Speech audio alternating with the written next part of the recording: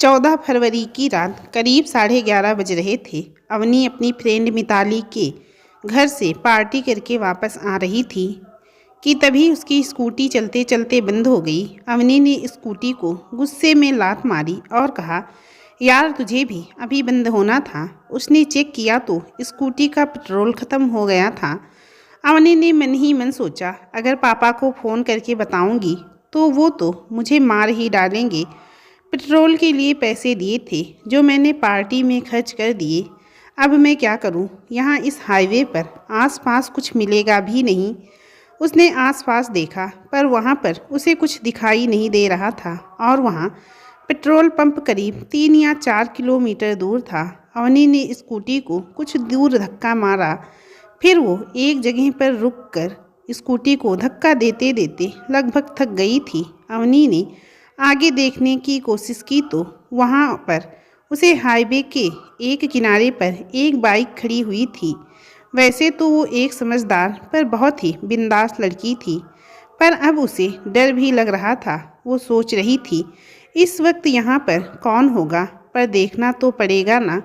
वो डरते डरते बाइक की तरफ गई और सड़क से थोड़ी दूर उसे एक लड़का दिखाई दिया जिसके आसपास से हल्का हल्का सा धुआं निकल रहा था। वो समझ गई कि ये कोई सुट्टेबाज है। अवनी फिर भी डरते डरते उसके पास तक गई और उसे आवाज़ लगाने लगी। उस लड़के ने अपनी चेहरा दूसरी तरफ कर रखा था। अवनी, सुनिए, मेरी स्कूटी में पेट्रोल ख़त्म हो गया है, क्या आप मेरी मदद करेंगे? उस लड़के ने कोई जवाब नहीं दिया। अवनी ने सोचा, बहरा है क्या, सुनाई नहीं दे रहा इसे। फिर वो उस लड़के के पास गई। वे उसके कंधे पर हाथ रखा और कहा, हेलो, सुनिए, मुझे आपकी हेल्प चाहिए। लड़के को उसके कंधे पर किसी का हाथ लगना अच्छा नहीं लगा और वो गुस्से में, कौन है बे, सुकून से बैठने भी नहीं देते हैं, कहते हुए खड़ा हो गया। उस लड़के के एक हाथ में सिगरेट और एक हाथ में शराब की बोतल जो ख़त्म हो चुकी थी, पर लड़का उसे फिर भी पी रहा था और उसकी आंखों में अवनी को बहुत गहरा दर्द दिखाई दिया जो लड़की की आंखों से बहकर उसके गालों तक पहुंच गया था। उसने सोचा, पक्का ये कोई देवदास होगा और अपनी पारों के लिए रो रहा होगा, वरना मुंबई में इतनी रात को अकेले सड़क किनारे बैठकर कौन पीता है। अब तक अवनी का डर खत्म हो गया था। लड़के ने अवनी की झील सी आंखों को देखा और बस देखता ही रह गया और मन ही मन सोचने लगा, ये आंखें, ये तो उसी की हैं। फिर अवनी ने चेहरे को देखा और लंबी सांस ली और फिर सोचने लगा, अच्छा हुआ चेहरा उसका नहीं है। फिर अपने कान से ईयरफोन निकालकर अवनी से कहा, क्या है, क्या चाहिए, और फिर शराब पीने लगा। अवनी ने धीरे से कहा, आपकी बोतल खाली हो चुकी है। लड़के ने बोतल को देखा, इसने भी साथ छोड़ दिया और उसने बोतल को दूर फेंक दिया और सिगरेट का आखिरी कस मारते हुए उसे भी बुझा दिया। अवनी ने कहा, मेरी स्कूटी का पेट्रोल ख़त्म हो गया है, आप मेरी हेल्प करेंगे क्या? लड़का उस बात को नज़रअंदाज करते हुए अपनी बाइक के पास गया और पेट्रोल की 2 लीटर की बोतल निकालकर अवनी को दे दिया। अवनी ने उसे थैंक्स कहा और अपना हाथ आगे करते हुए कहा, मेरा नाम अवनी देशमुख है, और आपका? लड़के ने कोई जवाब नहीं दिया और अपनी बाइक पर बैठ गया। अवनी ने कहा, कितना रूड है, नाम नहीं बताया, कम से कम एक स्माइल तो कर सकता था, खड़ूस कहीं का। और अपनी स्कूटी के पास जाने लगती है। इधर लड़का बाइक में चाबी लगाकर किक मारने लगता है, पर बाइक स्टार्ट नहीं होती। अवनी अपनी स्कूटी में पेट्रोल डालकर उसे स्टार्ट करती है और उस लड़के के बाइक के पास आ जाती है। तभी लड़के का फ़ोन बजता है और वो ईयरफोन कान में लगाकर बात करने लगता है। लड़के ने देखा नहीं था कि फ़ोन किसका है। उसने कहा, हेलो, मैं अक्षत गर्ग नीलम बेकरी फर्म से बोल रहा हूँ। फ़ोन उसके दोस्त समीर का था। समीर ने कहा, कहाँ है यार तू, जल्दी से रूम पर आ, भूख लगी है, भाई जल्दी आ। अक्षत, सॉरी भाई, भूल गया था, बस 2 मिनट में आया। और अक्षत ने फ़ोन काट कर अपनी जेब में रख लिया और फिर से बाइक की किक मारने लगा। अवनी ने मन में सोचा तो इस खड़ूस का नाम अक्षत है। और फिर अवनी ने अक्षत की बाइक की चाबी को ऑन कर दिया और बाइक स्टार्ट हो गई। अवनी वहीं पर स्कूटी में बैठी सोच रही थी कि शायद कुछ बोले, पर अक्षत ने बाइक को घुमाया और तेज़ रफ्तार में वहाँ से निकल गया। अवनी ने कहा, सड़ू कहीं का, और झल्लाते हुए स्कूटी को स्टार्ट करके वहाँ से निकल गई। अवनी अपने घर पहुँची, जहाँ अवनी की माँ सरिता देशमुख उसका इंतज़ार कर रही थी। उन्होंने अवनी को देखते ही उसे डांटना शुरू कर दिया। ये कोई टाइम है घर आने का? अच्छा हुआ आज तेरे पापा अभी तक घर नहीं आए हैं, नहीं तो अभी तक तेरी और मेरी दोनों की पेशी हो चुकी होती। अवनी ने अपनी माँ को गले लगाते हुए कहा, मेरी प्यारी, इतना परेशान मत हुआ करो, नहीं तो आँखों के नीचे काले घेरे आ जाएंगे और फिर मेरे सारे दोस्त आपको मेरी माँ नहीं दादी माँ समझने लगेंगे।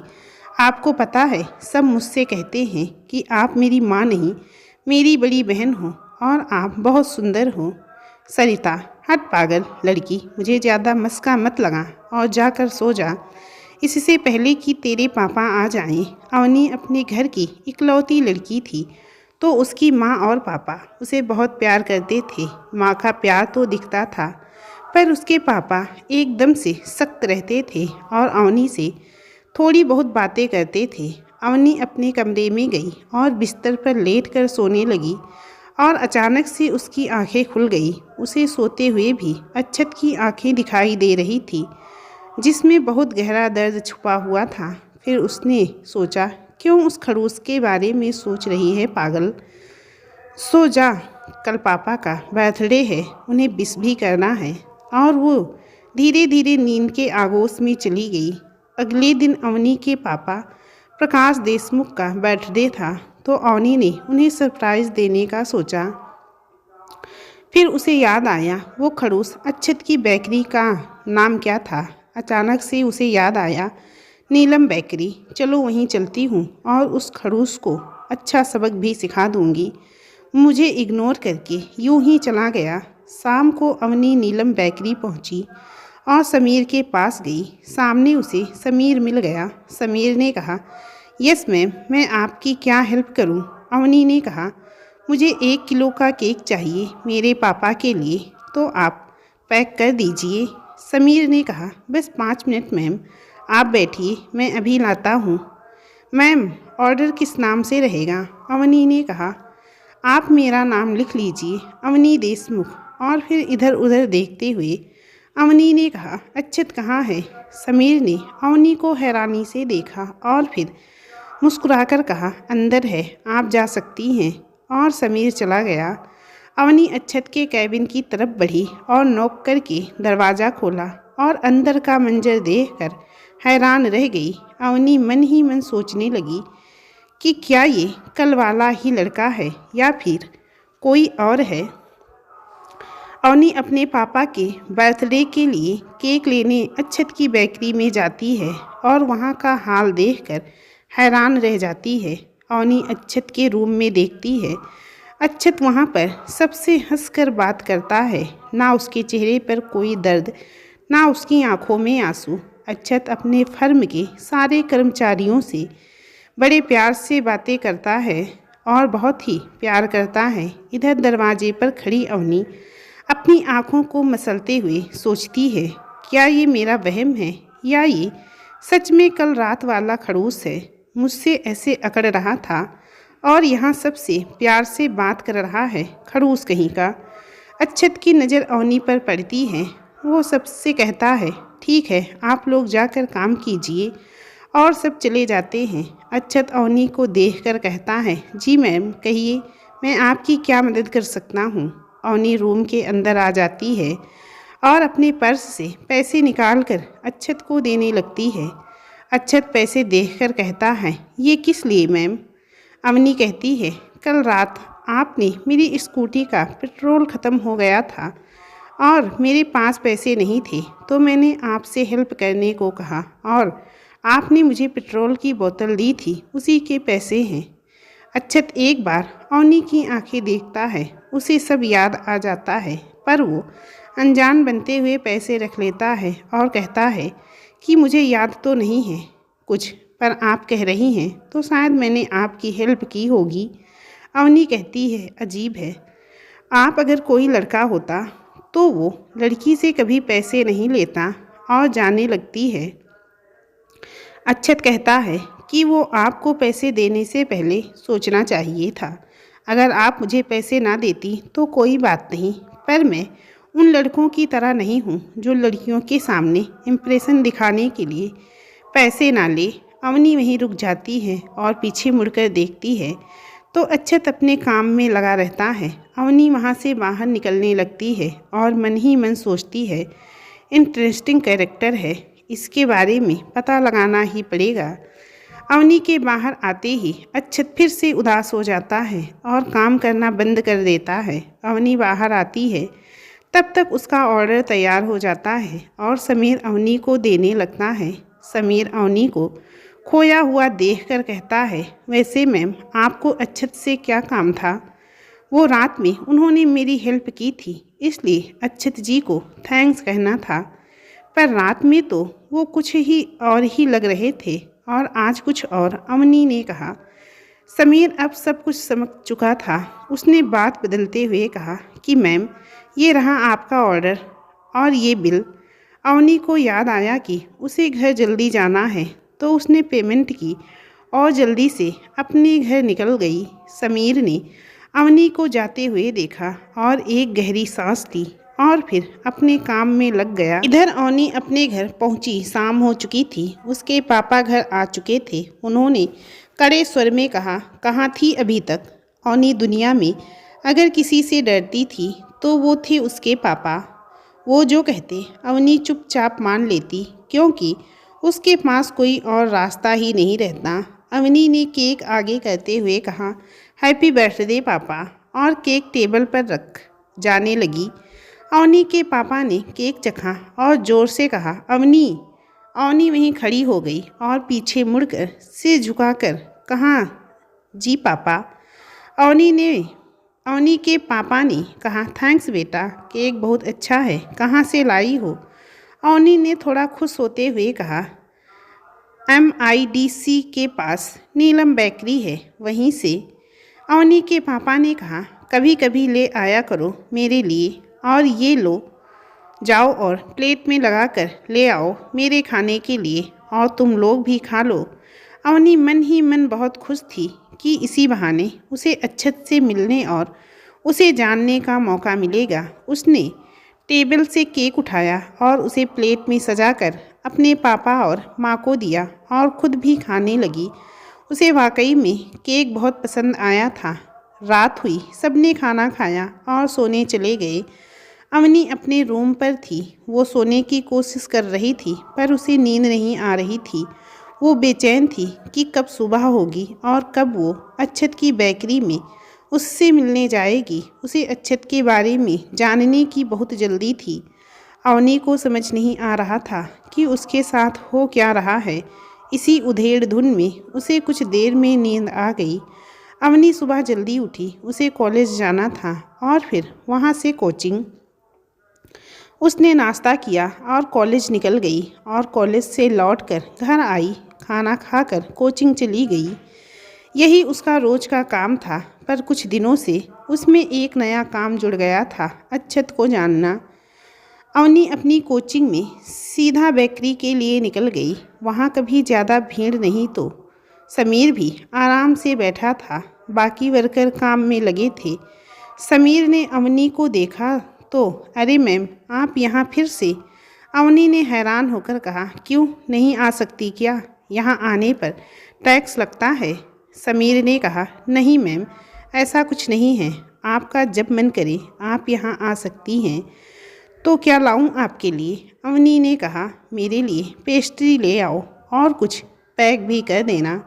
समीर ने कहा, ओके मैम, और जाने लगा। अक्षत के रूम से गिटार के बजने और गाना गाने की आवाज़ आ रही थी। तो अवनी ने कहा, समीर, ये गाना कौन गा रहा है? समीर ने जाते जाते कहा, मेरा भाई अक्षत है, वही गा रहा है। अक्षत इतना बढ़िया गा रहा था कि अवनी उसकी आवाज़ में एकदम से खो गई और अंदर इन सब से बेखबर अक्षत गाना गाने में लगा था।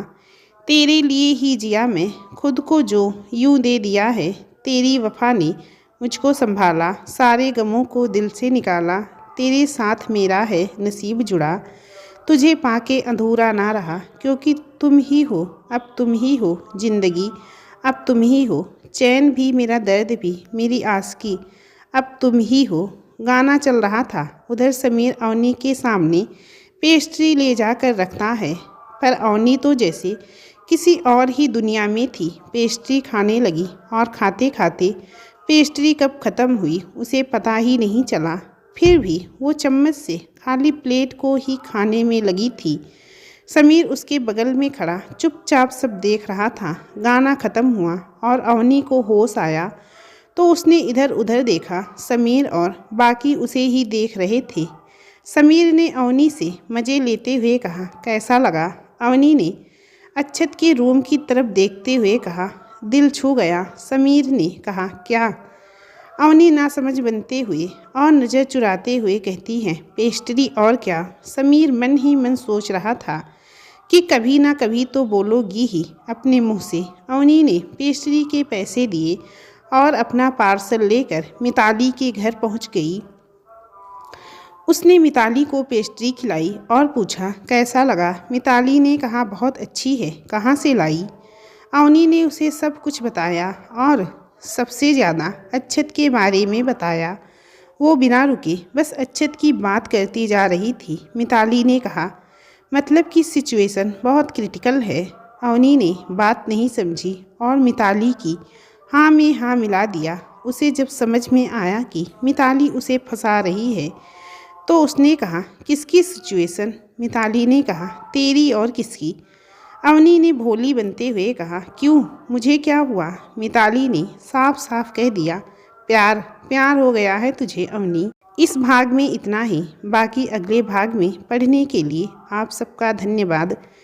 आप हमारे चैनल पर नए हैं तो कृपया चैनल को सब्सक्राइब करके बेल आइकन को ऑल पर ज़रूर सिलेक्ट कर दें। कहानी आपको कैसी लगी और इसके आगे के सभी भागों को आप लोग सुनना चाहते हैं या नहीं, हमें कमेंट करके ज़रूर बताएं। अगर कहानी पसंद आ रही हो तो कहानी को लाइक ज़रूर करें। चलिए फिर मिलती हूँ इस कहानी के अगले हिस्से के साथ। अगर आप लोगों को पसंद आई तो